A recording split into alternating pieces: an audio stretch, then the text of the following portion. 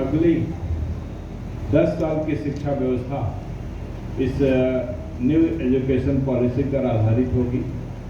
कैसे कुछ बदलाव किए जा रहे हैं और उन बदलावों को हम सभी को अंगीकृत करना होगा, तभी हम विश्व स्तर पर जो हमारे एसडीजी गोल्स हैं उनको पा पाएंगे। जिस तरह से उत्तर प्रदेश में शिक्षा के मानकों का एक पैमाना है, भारत सरकार ने एक पैमाना रखा हुआ है, उसी तरह से विश्व स्तर पर भी कुछ गोल्स निर्धारित किए गए हैं और उन्हीं गोल्स को प्राप्त करने के लिए हम सभी को राष्ट्रीय शिक्षा नीति की जो संकल्पना है उसको साकार करना होगा।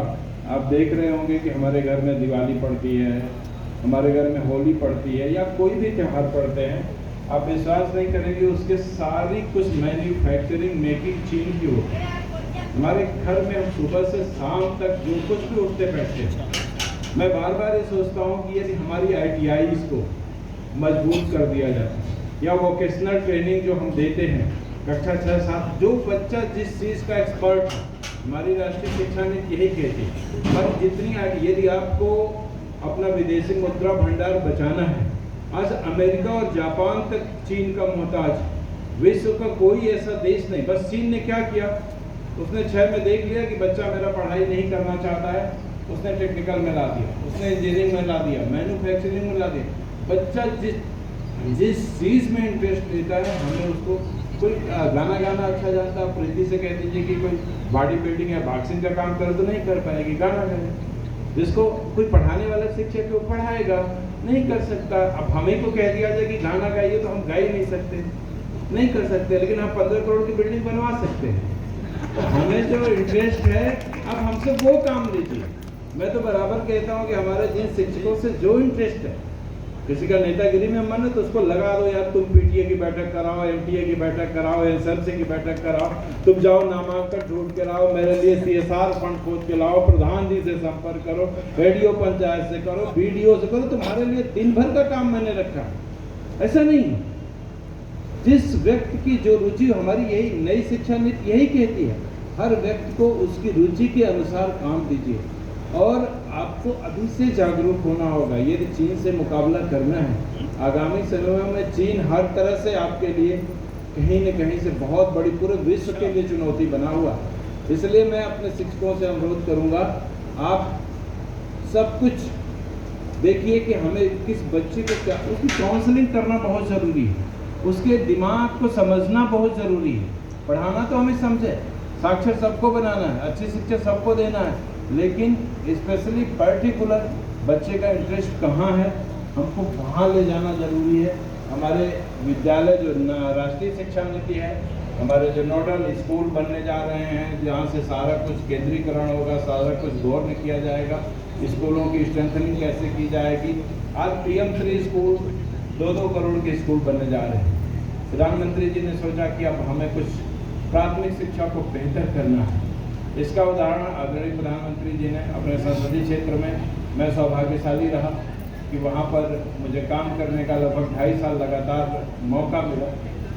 मेरे भी मन में यही था, जैसा हमारे गुरु जी कह रहे थे कि कुछ अलग करना है। अपने शिक्षकों से भी मैं बार बार कहता हूँ, कुछ अलग सोचिए। जब मैंने वहाँ पे कार्यभार ग्रहण किया और मैंने कहा कि कुछ मॉडल स्कूल बनाना चाहता हूँ, क्योंकि मैं जिस स्कूल में पढ़ा था वो साधारण मड़ई और सेंट बोरिस कॉन्वेंट हुआ करते थे, बोरे का स्कूल हुआ करते थे। हम बहुत बड़े स्कूल में तो नहीं, लेकिन सेंट बोरिस कॉन्वेंट में पढ़े हैं, क्योंकि बोरा ले जाते थे और सबके घर में बोरा भी नसीब नहीं होता था कि सब बोरा लेके जाए। इतनी भी हैसियत नहीं होती थी कि सब बोरा लेके जाए। जमीन पे बैठना, कहीं न कहीं ये मन में मेरे रहता है कि मैं IAS का 98 में मेंस दिया था, 17 नंबर मेरा कम पड़ गया, 840 नंबर मुझे मिला था। 857 में इंटरव्यू में बुलाया गया था। मेरा दुर्भाग्य रहा, मेरा सिलेक्शन नहीं हो पाया। वो सिलेक्शन शायद अच्छे स्कूल, अच्छे गुरुओं के नाते नहीं हो पाया। ये बात बार बार मन में रहती है और मुझे बार बार ये लगता है कि जो हमारे सामने गुरुजी लोग बैठे हैं, काश इनमें से कोई पढ़ाया होता तो मैं IAS होता। ये बराबर रहता है कि आप जैसा कोई गुरु रहा होता तो मैं 17 नंबर मेरा कम नहीं पड़ता, हो जाता। उसी सपने को साकार करने के लिए जब मैंने वाराणसी में कार्यभार ग्रहण किया तो मैंने कहा कि जो मैं नहीं कर पाया, जहाँ मैं नहीं पढ़ पाया, मैं अपने परिषदीय के बच्चों को वहाँ पढ़ाने का काम करूँगा। मेरे मन में बराबर कुछ अलग करने की इच्छा होती है, कुछ अलग करना चाहता हूँ। मैंने स्कूलों का खाका खोजा, मुझे किसी ने नहीं बताया था कि ये स्कूल कैसे बनेंगे, कौन बनाएगा। मैंने कुछ आर्किटेक्ट की मीटिंग की, मैंने कहा मुझे 3 मंजिला स्कूल चाहिए, लिफ्ट सहित चाहिए, स्मार्ट स्कूल चाहिए, खाली आप मुझे नक्शा बना के दे दीजिए। और उन्होंने मुझे नक्शा बना के दिया। फिर मैं वहाँ स्थानीय मंत्री श्री नीलकंठ तिवारी जी से मिला। मैंने कहा कि सर मैं स्मार्ट स्कूल बनवाना चाहता हूँ, इसमें मुझे फंड की ज़रूरत पड़ेगी, आपके सहयोग की ज़रूरत पड़ेगी। उन्होंने कहा कि कितना पैसा चाहिए। मैंने कहा जो हमारा आर्किटेक्ट बता रहा है, इस स्कूल के लिए मुझे 14 करोड़, मात्र 14 करोड़ रुपए की जरूरत पड़ेगी। मैं चाहता हूँ कि मुझे आप 14 करोड़ रुपए दिलवाएं। उन्होंने मेरी प्रतिभा को देखा, पहचाना, समझा। मैं इस मंच से उनकी अनुपस्थिति में उन्हें धन्यवाद देना चाहूँगा। उन्होंने मुझे, और उनका बस चलता कि पैसा विभाग को ही मिलता, क्योंकि उन्होंने इस बात पर जोर दिया था कि प्राथमिक शिक्षक जो निर्माण कराएगा वो किसी भी एजेंसी के निर्माण से कई गुना गुणवत्तापूर्ण होगा। उनकी पूरी इच्छा थी कि एक पैसा बेसिक शिक्षा विभाग को दिया जाए, किसी संस्था को नहीं दिया जाए, क्योंकि हमारे पास इतने बड़े टेक्निकल स्टेटस की चीज़ें नहीं थी। इस कारण वो कार्यदायी संस्था को दिया गया। और जब मैं पुराने शिक्षा मंत्री श्री डॉक्टर सतीश द्विवेदी को लेकर के उस स्कूल में गया उनकी विजिट कराने के लिए, तो उन्होंने 3 मंजिला इमारत, लिफ्ट, एसी, फर्नीचर, जो कुछ भी आप देख सकते हैं, जैसे आपका टीडी कॉलेज है वैसा हमारा परिषदीय प्राथमिक विद्यालय है। आज मैंने फोटो शेयर किया था, आप लोगों में से कुछ लोगों तक पहुंची होगी। और जब हम उन बच्चों को देखते हैं, हमें लगता है कि हमने कुछ करने का काम किया है। इस एक ही स्कूल नहीं है, इसके अलावा राजघाट, मसोतरी, ढडोरपुर, शिवपुर, बहुत सारे स्मार्ट स्कूलों का मैंने निर्माण करवाया। इसके पीछे मंशा ये थी कि जिन संसाधनों की कमियां, जिन चीज़ों की कमियां मुझे हुई, जिसका दर्द मुझे झेलना पड़ा, हमारे आगामी आने वाले बच्चों को न झेलना पड़े। जैसा गुरुजी ने कहा कि शिक्षक सबसे बड़ा सम्मानित पद है, मैं आपकी बात से सहमत रहता हूँ।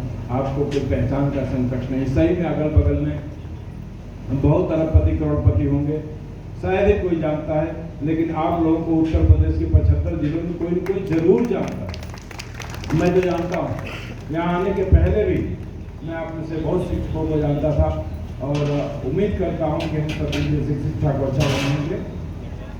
अभी आधे घंटे का ब्रेक होगा, आप सभी अपना लंच ले लें, इसके बाद 4 बजे से फिर कार्यक्रम शुरू होगा। Thank you so much.